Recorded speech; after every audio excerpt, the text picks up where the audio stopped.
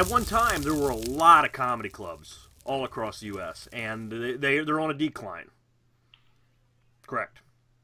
Well, they haven't made any real progress. No, there's at any particular time there's plus or minus 300 Okay. nationwide comedy clubs. Yeah. So now, how many comedians would you say there are? Oh, I don't know. A lot more than 300.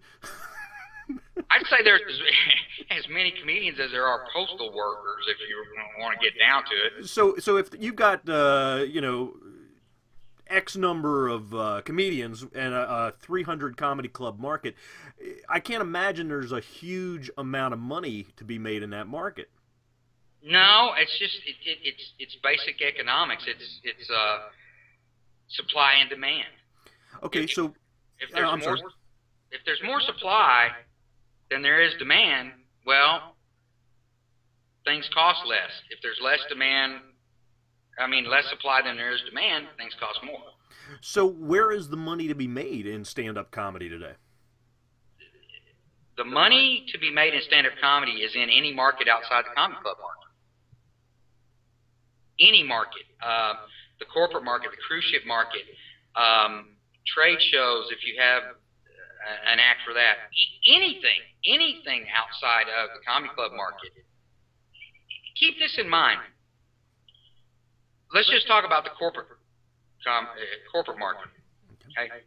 We've already established there's approximately 300 comedy clubs at any one thing. If you go to the U.S. Post Office website and do a search, it's click2mail, click the number 2 mail.com, and search for a list of organizations with 500 employees or more in the United States. There's over 17,000.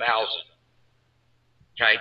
And organizations that big have any number of events, not just Christmas parties. They tend to have Christmas parties for their folks. They have promotion parties, retirement events, other social functions.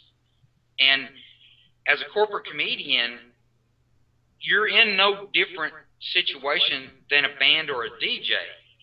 I mean, think about it. All these corporate events, no matter what level the company's at, whether they're got 200 employees or 5,000 employees,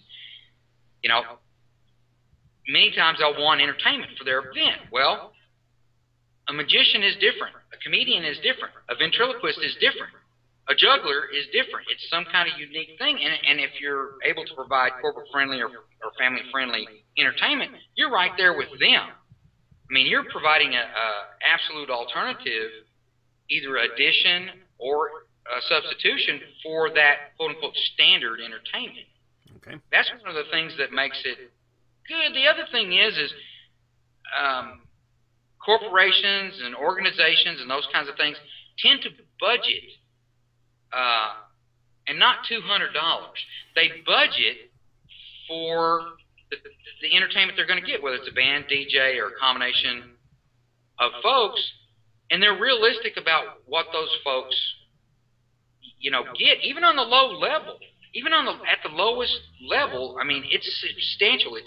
It's anywhere from 5 to 10 plus times what a headlining comedian could make for a single show. Mm-hmm. Okay? I mean, people need to realize that, being a ventriloquist, being a magician, these are specialized entertainment products. It's highly specialized. It takes time. It takes a lot of experience. Not everybody can do it. So can they command that? Yeah, absolutely. There are people out there making anywhere from $5,000 to $10,000 as a comedian, and you've never heard of them. You've never seen them on TV. They've never been on Showtime, whatever. But they have that reputation. And the thing about corporate comedy and comedy that's outside those markets is there's a huge referral business. Mm-hmm. Because people will come and, they'll come to your show and they're like, well, wait a minute, we're having an event here. How much do you charge? And it's just so much more of a referral business than you get in the comedy club market, if you know what I mean. I do. People have this idea about, you hear this term thrown around loosely, the comedy club circuit. as if you can work for one comedy club and now you're suddenly in all the comedy clubs. And the reality is it's really just a hodgepodge of multiple independently owned entities.